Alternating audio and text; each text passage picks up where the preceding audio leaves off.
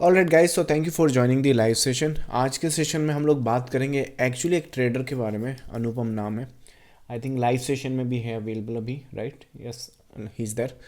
So mister Anupam, I think Anupam ने कल मुझे कॉल किया, पूरा अपना जो ट्रेडिंग जर्नी है वो डिस्कस किया। मुझे लगा worth while, and I think उनसे डिस्कस करने के बाद मुझे लगा कि इस पर एक सेशन हम कर सकते हैं, ताकि उन्होंने जो पिछले 2-3 सालों में करा है, उन्होंने आई थिंक जिस हिसाब से ट्रेडिंग कैपिटल स्टार्ट करी है, 10 लाख की उनकी कैपिटल थी।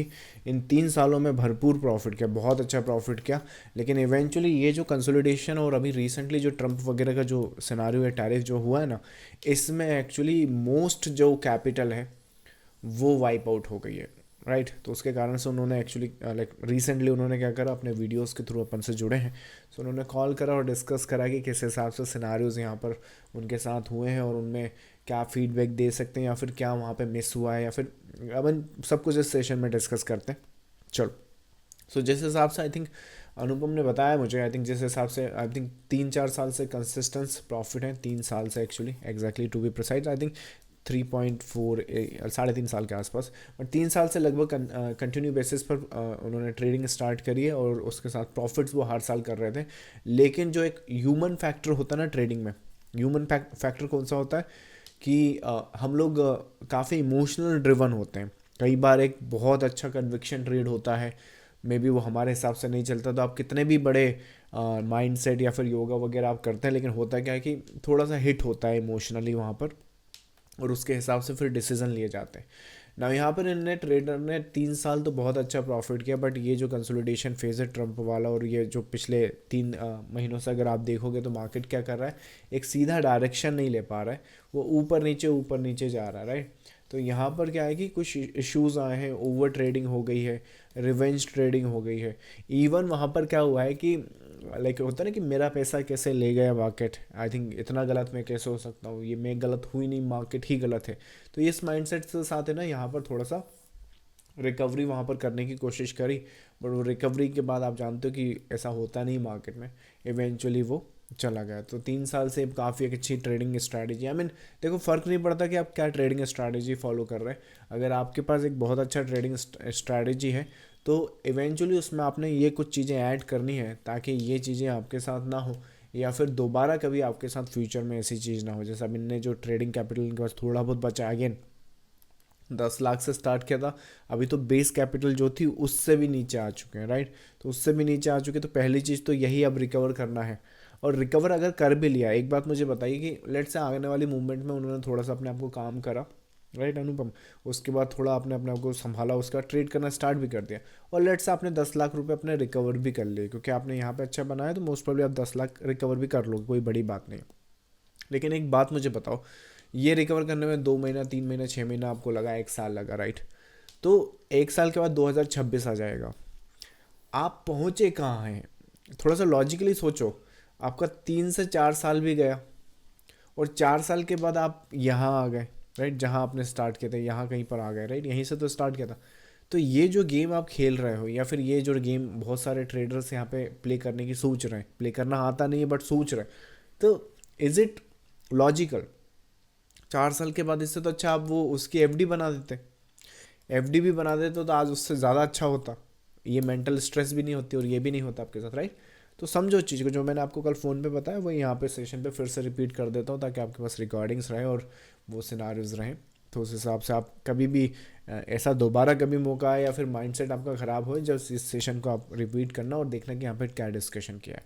तो पहली चीज़ तो मुझे ऐसा लगता है कि जो भी चीज़ आपके लिए काम कर रही है बहुत अच्छी बात है, आपके पास आपकी एज है, आपके पास आपका सिस्टम है। डेफिनेटली आप 3 साल से ये काम कर रहे हैं, तो एक माइंडसेट और एक डिसिप्लिन और एक जो ट्रेडिंग के लिए रिक्वायर्ड होता है वो मोस्ट प्रॉब्ली होगा।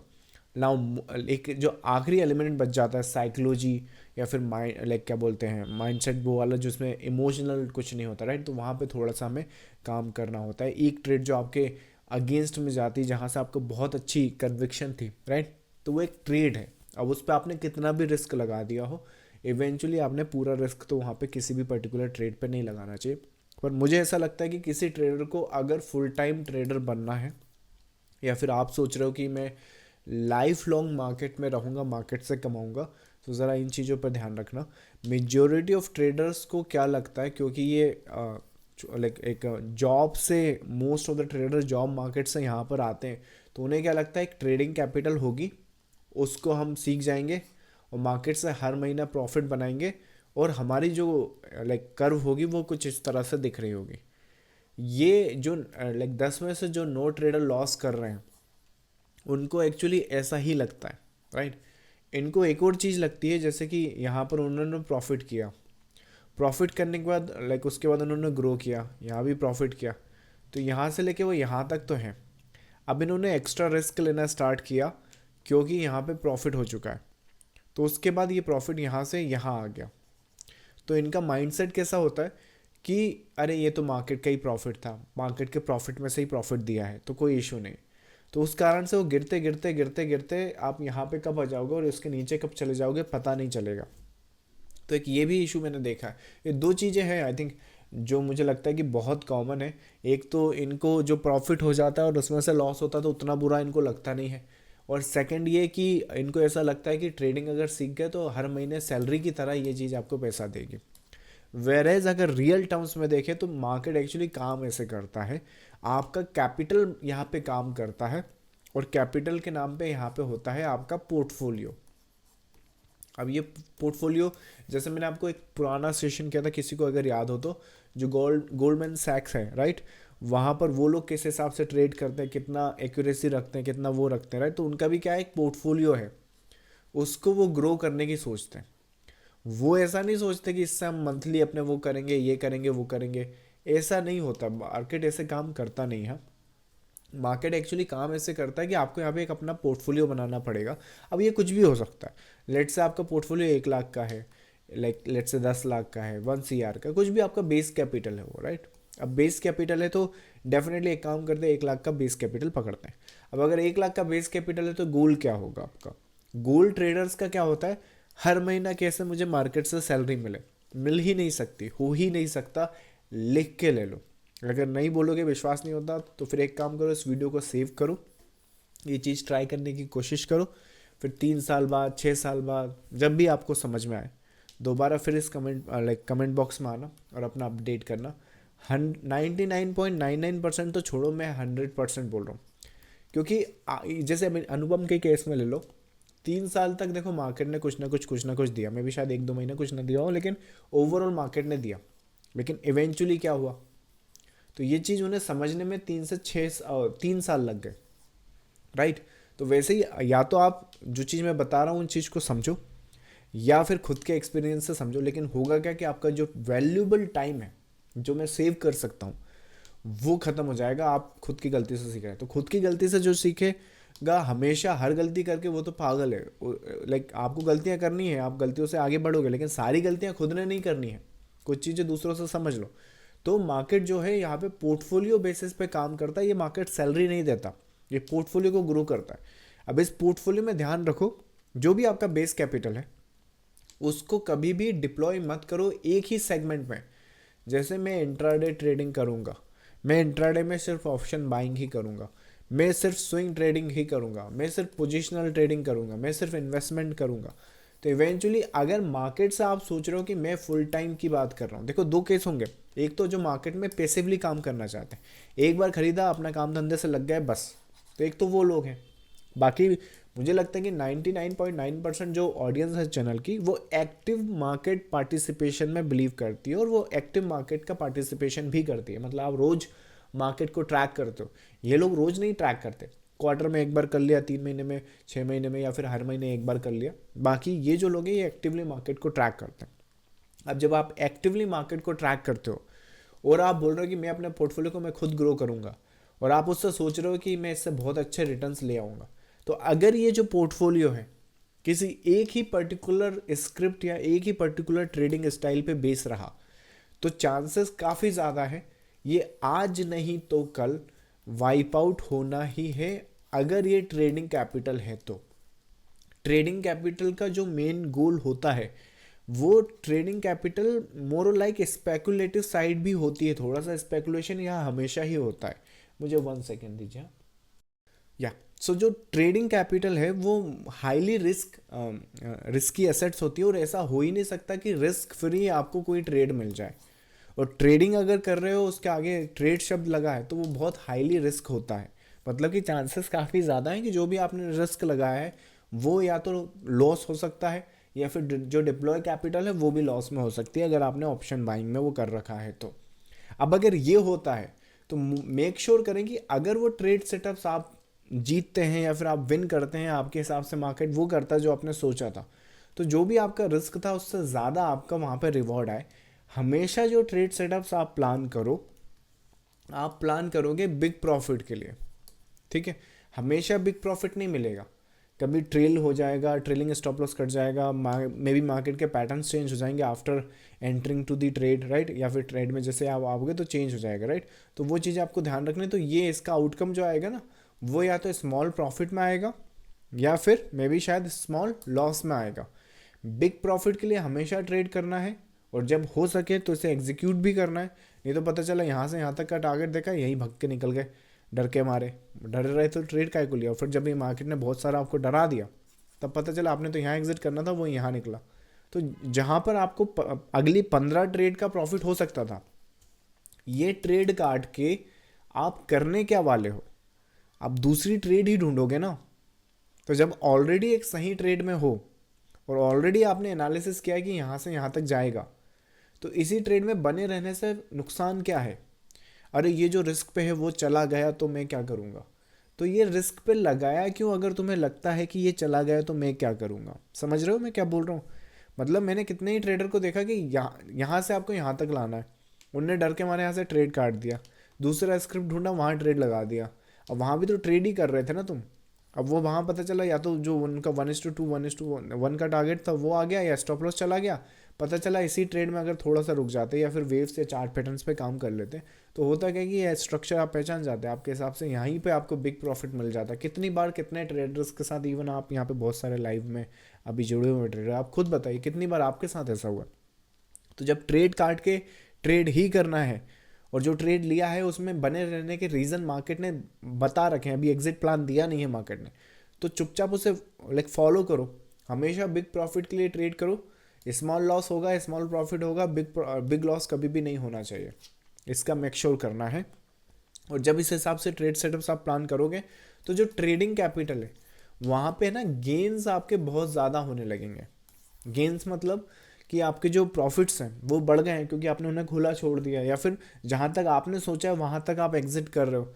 कि ट्रेडर्स प्लान बहुत करते हैं कि यहाँ से यहाँ तक चला जाएगा पर रुक नहीं पाते, राइट। तो उससे क्या होगा कि जब आप ऐसी चीज़ें करने लगोगे ना, तो वो चीज़ें आपकी प्रॉफिट्स बहुत इंक्रीज़ कर देंगी। और जब प्रॉफिट्स इंक्रीज़ कर देंगे तो पहली चीज़ ये ध्यान रखो कि जो मेरा पोर्टफोलियो है ना, उसमें जो मैं एक्टिवली ट्रेड करता हूँ, आपको इसको डिस्ट्रीब्यूट करना पड़ेगा कि ये मेरा इन्वेस्टिंग वाला सेगमेंट है।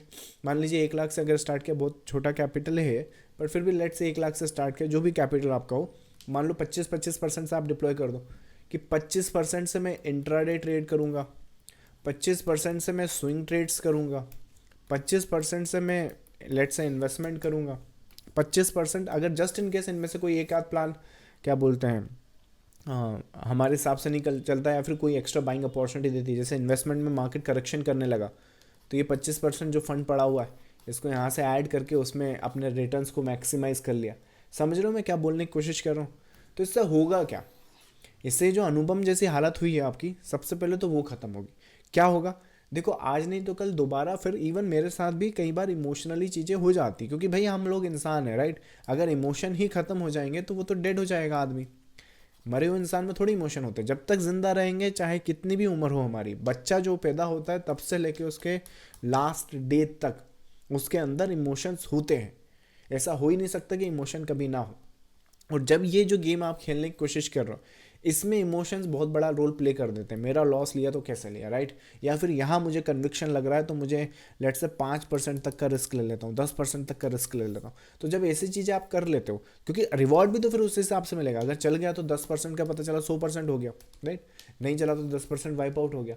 तो वो इमोशन जब रहते हैं तो वो कभी ना कभी हैम्पर करेंगे, और जब वो हैम्पर करेंगे तो वो जो ट्रेडिंग कैपिटल है सिर्फ वही वाइप आउट होगा।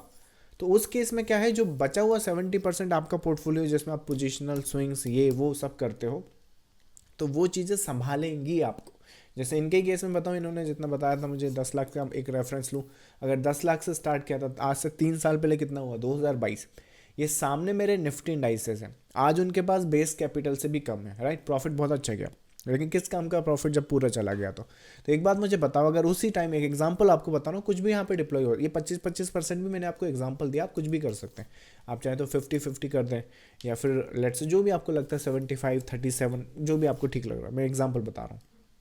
तो यहाँ पर सोचो, अगर ये 5 लाख से ट्रेडिंग करते और 5 लाख लेट से invest, positional trading swing trading तो छोड़ ही दो, राइट।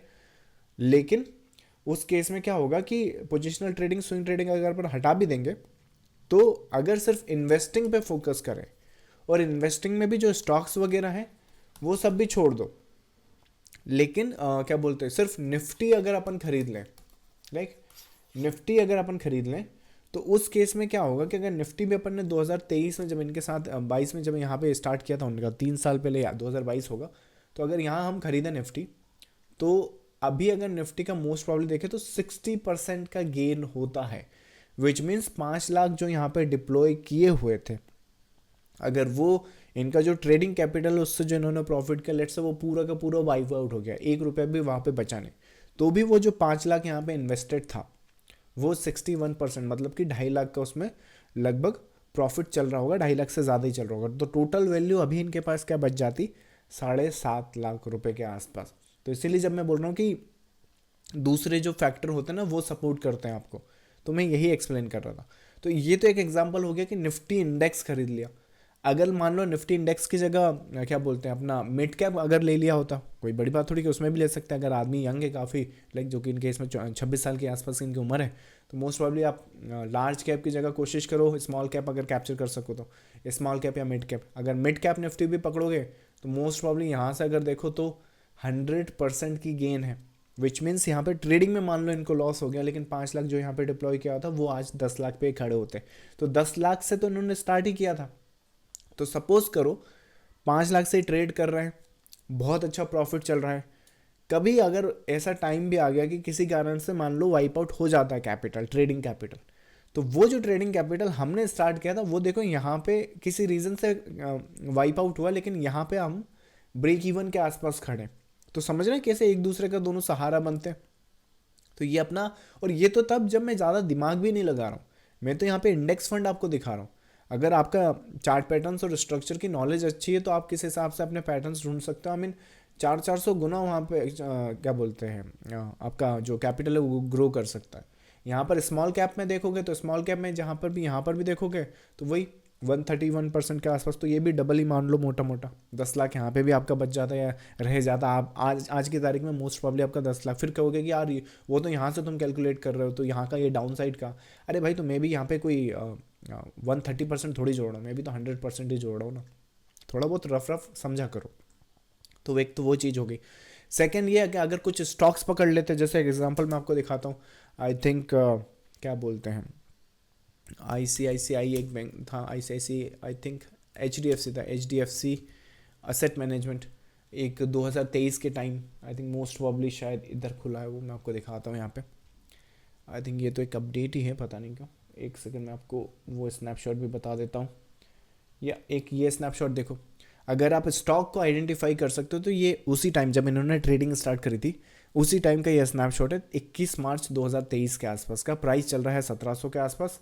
HDFC असेट मैनेजमेंट देखोगे तो अब जैसे मैंने आपको इंडाइसेस बताया कि ETF भी खरीद लिया, लेकिन अगर ETF नहीं खरीदा, कुछ अच्छे स्टॉक्स अगर आपने खरीद लिए अपने पैटर्न्स और स्ट्रक्चर की अंडरस्टैंडिंग के हिसाब से, तो जो 5 लाख है आपका वो मोस्ट प्रॉब्लम यहाँ पर देखोगे तो 150% के आसपास ग्रो हो चुका है। तो एक तो ये हो गया 150%, राइट। तो मोस्ट प्रॉब्ली 12.5 लाख के आसपास यहाँ पे खड़े होते हैं आप। उसके अलावा अगर अपन बात करें, मोस्ट प्रॉब्ली एक वोडाफोन भी मैंने आइडेंटिफाई किया था आपको, राइट। वोडाफोन के आसपास एक और है कि ये DLF, अगर DLF भी उसी टाइम के आसपास है। DLF का चार्ट देखोगे तो ये रहा। DLF के चार्ट में अगर आपने इन्वेस्टमेंट की होती उसी टाइम के आसपास, मोस्ट प्रॉब्ली कितना प्राइस चल रहा है 368, 662, 368 मेरे हिसाब से लगभग यहाँ कहीं पर, राइट। यहाँ से यहाँ तक ये भी लगभग 100% के आसपास ग्रो हो चुका है, तो 10 लाख के आसपास ये हो जाता। तो उन चीज़ों को समझो।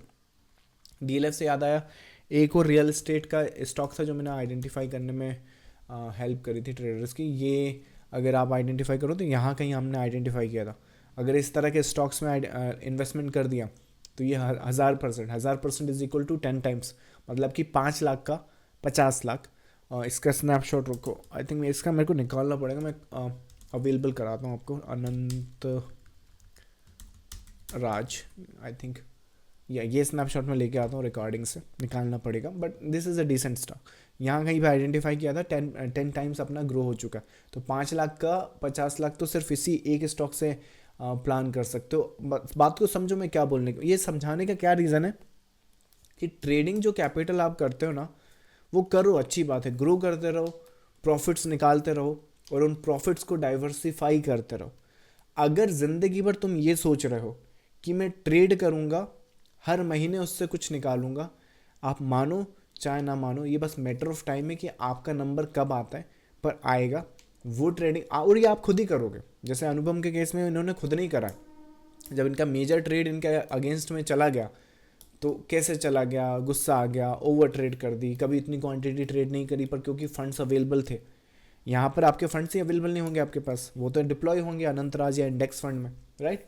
तो उनको जब जब तक बेचोगे तब तक वो मनी आपके अकाउंट में आएगा, तब तक आपका गुस्सा या ओवर ट्रेडिंग के जो इमोशन है वो वैसे ही ठंडे पड़ जाएंगे। तो इससे फ़ायदे क्या होंगे आपको कि आप अपना कैपिटल भी बचा रहे हो, और प्लस जो अब एक एग्जांपल समझो कि वो जो ट्रेडर सोच रहा है कि मैं ट्रेडिंग से अपना खर्चा चलाऊंगा, वो कैसे चलाएगा? 3 साल तक चला लिया, फिर आप यहाँ आ गए। अब आप बताओ अगले 3 साल आपका क्या प्लान है? वेरेज अगर आप अपने आप को ठीक से डाइवर्सिफाई करते, ट्रेडिंग को ट्रेडिंग की तरह ही ट्रीट करते और अपना पूरा पोर्टफोलियो को पोर्टफोलियो की तरह ट्रीट करते कि ये पोर्टफोलियो है, ये मुझे ग्रो करना है, इसमें इतना पार्ट मुझे ट्रेडिंग से ग्रो करना है, इतना पार्ट मुझे इन्वेस्टिंग से ग्रो करना है, राइट, इतना पार्ट मुझे स्विंग ट्रेडिंग से ग्रो करना है, और इस पोर्टफोलियो को मुझे हमेशा बचा कर रखना है, मतलब कि मजाक नहीं करना उससे। और हर एक प्रॉफिट जो प्रॉफिट हो चुका है ट्रेडिंग से, जो भी मुझे प्रॉफिट हो, देखो ट्रेडिंग में कर क्यों रहा हूँ? अगर मुझे अनंत राज जैसे स्टॉक ही अपना 3 या 5 साल में अपना कैपिटल का 10 गुना दे रहे हैं, तो तुम सोच कर देखो कि मैं ट्रेड करके कर क्या रहा हूँ, मुझे इसको तो बीट करना ही पड़ेगा ना। अगर मैं इसको ही बीट नहीं कर पा रहा हूँ, या फिर let's say forget about the Anant Raj, मैं इंडाइसेस की बात करता हूँ, 15% की कंपाउंडिंग मुझे वैसे ही मिल जाती है मार्केट में, तो अगर 15% की कंपाउंडिंग मुझे मिल रही है मार्केट से कुछ ना करते हुए भी, तो जब मैं ट्रेड कर रहा हूँ भाई, तो मुझे इसको तो बीट करना ही पड़ेगा। तो विच मीन्स कि अगर लेट्स से ये मेरा कैपिटल जो है वो 4 साल या 3 साल में डबल कर सकता है इन्वेस्टिंग, तो मुझे एटलीस्ट हर साल या 2 साल के अंदर भी तो ग्रो करना चाहिए आप। और अगर ढंग से आप ट्रेड करोगे, तो मैंने आपको बताया कि इस मूवमेंट में अगर आपने ठीक से एंटिसिपेशन कर डाली, तो आपके जो डिप्लॉय कैपिटल है उसे आप 100 गुना भी आराम से बना सकते हो। पुराने वीडियोस देखना ज़रा आप, राइट, 100 गुना 100 टाइम्स आराम से ग्रो कर सकते हो। वो भी जब वो आपने पूरा मूव ना पकड़ा हो, पूरा मूव पकड़ोगे तो 150 गुना 200 गुना तक आ जाते हैं। पर लेट्स आपने 50 टाइम्स से लेके 150 टाइम्स तक कुछ अपना मूवमेंट पकड़ लिया, कुछ भी हो सकता है। तो उस चीज़ को समझो। अगर आप ट्रेड करके इन फंड मैनेजर, इन इंडाइसेस को, या फिर कुछ स्टॉक्स जो पोर्टफोलियो में, उन्हें ही बीट नहीं कर पा रहे हो, तो आपको ट्रेडिंग छोड़ देनी चाहिए भाई। और अगर नहीं छोड़ना चाहते तो उसे ठीक से सीखो। आप सीखो कि उस जो ट्रेडिंग कैपिटल है, ये जो अदर ब्रांचेस है मार्केट की, भाई मुझे उसको भी बीट करना है, प्लस अच्छे से ट्रेड करना है, तभी तो मैं ट्रेड करूँ, वरना मैं यहीं ना आ जाऊँ, राइट। समझो उस चीज़ को। तो वैसा, तो जब आप इस तरह से चीज़ों को समझोगे और इस तरह से अपने आप को डिप्लॉय करोगे, तो ये मान के चलो कि कभी कभार अगर बुरा वक्त आया भी, जो कि मार्केट में कॉमन है, हमेशा आता है, झुनझुनवाला का आया है, हर्षद मेहता का आया है, तो आपको क्या लगता है, आप कौन सा खेत की मूली जो आपका नहीं आएगा, राइट। अनुपम का आया अभी, राइट। तो इनका सोल्यूशन सिंपल सा ये है कि मान लो आपका कैपिटल वहाँ पे वाइप आउट हुआ, तो कोई इशू नहीं है, क्योंकि आपके पास नॉलेज है, कोई रीज़न है। ये जो पोर्टफोलियो है, इसमें से जो जहाँ से प्रॉफिट्स विड्रॉल कर सकते हो, वहाँ से प्रॉफिट्स विड्रॉल किए जाएंगे और फिर वापस उसे ट्रेडिंग कैपिटल में डाला जाएगा। पर क्योंकि हमने जहाँ से स्टार्ट किया था, हम वहाँ से आगे ही हैं, पूरा ज़ीरो पे नहीं आए, तो वो हमें कॉन्फिडेंस बनाकर रखेगा। और जो ट्रेडिंग कैपिटल हमने इस बार फिर से डिप्लॉय किए थे, जो पिछली बार इसको यहाँ तक लेके गए थे, दोबारा इसको फिर से यहाँ तक लेते जाएंगे। और ऑन द प्रोसेस ये जो प्रॉफिट है वो मार्केट का नहीं है, वो हमारा है। तो डिप्लॉय मतलब कि उसको बार बार विड्रॉ करते जाएंगे और इधर अदर इंस्ट्रूमेंट में डाइवर्सिफाई करते जाएंगे, और ट्रेडिंग कैपिटल को बार बार इंक्रीज नहीं करेंगे। मैंने कितने ही ट्रेडर को देखा हर महीने हर हफ्ते अपनी ट्रेडिंग साइज बढ़ाते या कम करते रहते, बोलने क्या कर रहे हैं हम कंपाउंडिंग लगा रहे हैं। ऐसा ही नहीं लगती, उसको कम से कम एक ट्रेडिंग कैपिटल को कम से कम आपको 6 महीने तक काम करना है, उसके बाद ही आपकी जो परफॉर्मेंस है उसके हिसाब से कम ज़्यादा होगी। विच मीन्स कि अगर आपकी ट्रेडिंग कैपिटल 1 लाख है और आपको किसी कारणवश लेट्स से किसी कारण से अच्छी ट्रेड ले ली, आपने उस ट्रेडिंग कैपिटल को 3 लाख कर दिया, पता चला अगले दिन ही 3 लाख से ट्रेड करने लग गए, बोला हाँ प्रॉफिट तो हुआ, 1 लाख गवा भी दिया तो ये तो मार्केट का है राइट। तो इस तरह से चीज़ें नहीं सोची जाती। इसमें से 2 लाख विड्रॉल करोगे, इन्वेस्टमेंट में डालो या जहाँ भी आपको स्विंग ट्रेडिंग में डालना है अदर ब्रांच में डालो, 1 लाख से फिर से ट्रेड करो, 6 महीने देखो क्या हुआ है, 6 महीने के बाद जो परफॉर्मेंस आई उसके हिसाब से फिर अपनी ट्रेडिंग कैपिटल को इंक्रीज़ करो। सो ये प्रोसेस है। I think this is the conclusion कि आप इस अनुपम की गलती से या फिर जो उन्होंने मुझे बताया है उस हिसाब से आप इस तरह से इस चीज़ों को सीख सकते हो और इस तरह से आप आगे बढ़ सकते हो। और अगर इसी तरह से बढ़ोगे आगे तो मार्केट में लंबे समय के लिए भी रहोगे, शॉर्ट टर्म में भी बेनिफिट बनाओगे, लॉन्ग टर्म में भी बेनिफिट बनाओगे, क्योंकि इवेंचुअली आपको मार्केट में काम करना आता है। जैसे कार आप ड्राइव करते हो तो ऐसा नहीं है कि सिर्फ एक्सप्रेस वे पे ही आपको चलाना आती है या फिर हाईवे पर ही आपको चलाना आती है। आपको अगर कार ठीक से ड्राइव करना है और हमेशा ड्राइव करते रहना, तो आपको सही से हर जगह उसको ड्राइव करना सीखना पड़ेगा, चाहे मार्केट हो, कंजेस्टेड एरिया हो, गांव हो, शहर हो, राइट, बर्फीला इलाका हो, ठंड वाला हो, गर्मी हो, आपको आना चाहिए। नहीं तो क्या होगा कि एक्सीडेंट होंगे फिर वहाँ पे। तो वैसे ही आपका मार्केट है, आप भले ही आप बोल रहे हो कि मैं ये करूँगा, मेरा फोकस वहाँ पर रहेगा, अरे तो भाई जब यहाँ पे आप ETF खरीदते हो तो आपका फोकस वहाँ होता भी नहीं है। लेकिन अपने पोर्टफोलियो को ग्रो करना सीखो ढंग से, नहीं तो क्या होगा आप हमेशा ही बोलोगे ना कि मैं ये बस यही करता हूँ कि मैं ऑप्शन बाइंग ही करता हूँ, सिर्फ एक्सपायरी वाले दिन ही करता हूँ और ये है मेरी ट्रेडिंग कैपिटल। आज नहीं तो कल अगर बिगिनर हो तो 90 ट्रेडिंग सेशन लगेंगे जिसमें आप ट्रेड करते हो हर दिन, राइट। और अगर थोड़े से इंटरमीडिएट टू एडवांस हो, जैसे अनुपम का केस ले लो, तो 3 से 5 साल कोई ऐसा दिन आएगा, मे बी आप इसे 1 लाख को 1 करोड़ भी बना दोगे, पर वो क्योंकि ठीक से नहीं है आपकी कंक्लूजन। तो कितने ही ट्रेडर्स को मैंने देखा है करोड़ के बाद दोबारा आप लाखों तो छोड़िए हज़ारों में आ जाते, राइट। तो ऐसा आपके साथ ना हो। इस सेशन को सेव करो, रिपीट करो और उसके बाद चलिए सेशन के रिगार्डिंग अगर आपकी कुछ क्वेरी तो आंसर करते हैं। अच्छा हाँ, एक चीज़ मैं बताना भूल गया, मास्टर क्लास के लिए रजिस्ट्रेशन स्टार्ट हो गए। We would be discussing chart patterns and the structure. अगर आप बिगिनर हो, रिटेल ट्रेडर हो, तो कैसे अपनी ट्रेडिंग जर्नी को फास्ट ट्रैक कर सकते हो, कैसे चार्ट पैटर्न्स आपकी हेल्प कर सकते हैं, 27 अप्रैल की मास्टर क्लास में डिस्कस करेंगे। बिगिनर्स के लिए मास्टर क्लास है, आप रजिस्ट्रेशन कर सकते हैं अगर आप इस मास्टर क्लास में आना चाहते हो। पहले किसी मास्टर क्लास के लिए रजिस्ट्रेशन कराया है तो वो वैलिड नहीं होगा। आप मेक श्योर करें कि आपने अभी यहाँ पर रजिस्ट्रेशन कराया हो, मतलब कि अप्रैल में कराया हो, तो आपका जो लिंक है वो आपको मिल जाएगा। बाकी इस लाइव सेशन में अगर आप आना चाहते हैं तो आपने ये टेलीग्राम चैनल ज्वाइन करना पड़ेगा, इसका लिंक आपको वीडियो के डिस्क्रिप्शन में मिल जाएगा। चलिए क्वेरीज अब आपकी आंसर करते हैं। ऑलराइटी, चलो। So good evening sir. आज बैंक निफ्टी में 11:45 पे एल शेप पैटर्न बना है। Not important ordinary thing, alignment is the key, what chart, that's all. मैं बाकी चार्ट मेल करता हूँ आपको, please check and guide. I think आपने रिसेंटली अपनी बुक्स भी ली हैं, आई थिंक जो एवरीथिंग पर हैं और जो अपने सारे पैटर्न्स हैं, राइट, उस पर आपने बुक्स ली हुई। डेफिनेटली आपके जो चार्ट पैटर्न्स हैं वो चाहें तो आप मेल कर सकते हैं, बट आई थिंक इसमें आपको अगर आप चाहें तो आपके पास एक्सटेंडेड जो सपोर्ट सेशन है वो भी आप ले सकते हैं, तो वो आपको ज़्यादा अच्छा बेनिफिट दे सकते हैं रादर देन मेल। तो होगा कि एक लाइव सेशन हो जाता है, उसमें we can discuss the chart 1-to-1 and all that. So वो भी एक चेकआउट कर सकते हैं। इसमें प्रोसेस है, वैसे किसी पेज नंबर मुझे याद नहीं आ रहा, बट वो प्रोसेस लिखा हुआ कैसे आप देख सकते हैं, या फिर get a call on this number और आपको गाइड कर दिया जाएगा। That's the answer to your query. Next आपका सर, वोल्टास ने डेली चार्ट में थर्ड वेव में है क्या? व्हाट्सएप पे चार्ट भेजा है 6 दिन पहले, प्लीज़ एक्सप्लेन। ये व्हाट्सएप और ये एक्चुअली मेरे पास एक्सेस नहीं है, ये टीम है मेरी, तो उनके सर के ऊपर से जाती है आई थिंक चार्ट्स अगर आप भेजते हैं तो। आई थिंक जो चार्ट पैटर्न्स और स्ट्रक्चर्स की जो एक्सप्लेनेशन है, जो डिस्कशन है, वो मैं करता हूँ। सो अगर आपको किसी चार्ट्स के रिगार्डिंग कुछ क्वेरीज है तो मैं रिकमेंड करूँगा कि बेटर ये रहेगा कि अगर आप यहाँ प्रीमियम ग्रुप में अपना ज्वाइन करें, वीकली सेशन या डेली सेशन दोनों में ही आप चाहें तो उनका आंसर कर सकते हैं। नेक्स्ट है आपका, please check the volume very low, do something. I think it should be fine right. Volume ठीक है मेरे हिसाब से, अदर्स ने अभी तक कुछ नहीं बोला है.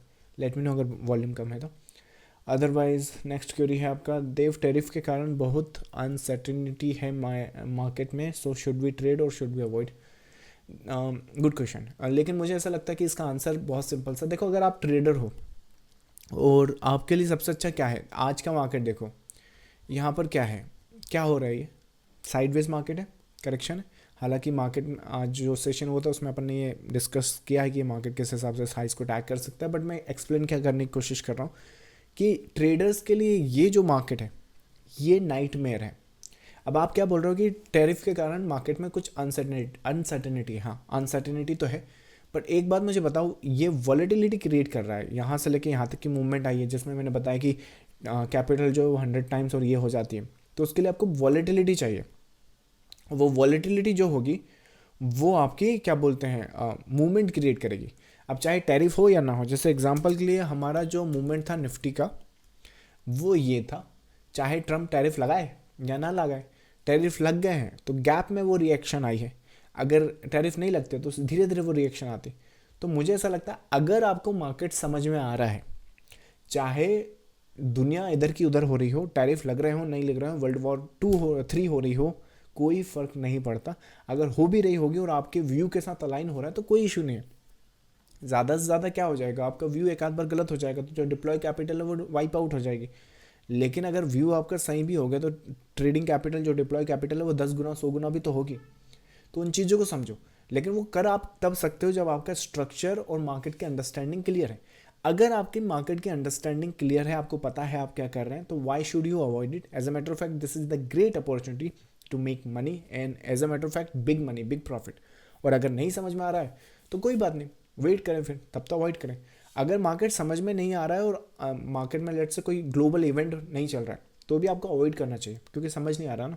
और अगर समझ में आ रहा है तो कुछ भी इवेंट चले कोई इशू नहीं है, आप कंटिन्यू कर सकते हैं. चलिए, so that seems like a last query. एक और चलिए क्वेरी लेता हूँ, बाकी क्वेरीज में कॉपी करता हूँ, कल के आंसर करेंगे. Dev sir, can you explain more about Anantraj structure is how you were able to identify it. Anantraj जो मैंने ये आज बताया वो, चलिए मैं काम करता हूँ इसका स्क्रीनशॉट लेके आता हूँ ताकि आपको पता चले कि कब इसको आइडेंटिफाई किया था और कहाँ पे क्या सिनारियो से. मे बी नेक्स्ट सेशन में चलिए इसको आंसर करते हैं. वैसे हुआ काफ़ी अच्छा, आई थिंक अगर रिटर्न्स देखें तो 10 टाइम्स के आसपास है. Anyways, so I think 10 times भी नहीं है, 10 टाइम्स से तो ज़्यादा ही है. 50 का 500 10 टाइम्स, आई थिंक 20 टाइम्स के आसपास है. चलिए मैं डिस्कस कर, यहाँ कहीं पे आइडेंटिफाई किया इसको, इस करेक्शन के आसपास 2022-21 की बात है. मैं कल के सेशन में या फिर जब भी अवेलेबल होता है वो आपको अपडेट करता हूँ. बाकी क्वेरीज चलिए नेक्स्ट सेशन में लेते हैं. So thank you so much for joining the live session. Master class के लिए रजिस्ट्रेशन आप वेबसाइट पर कर सकते हैं. Thank you so much, bye bye.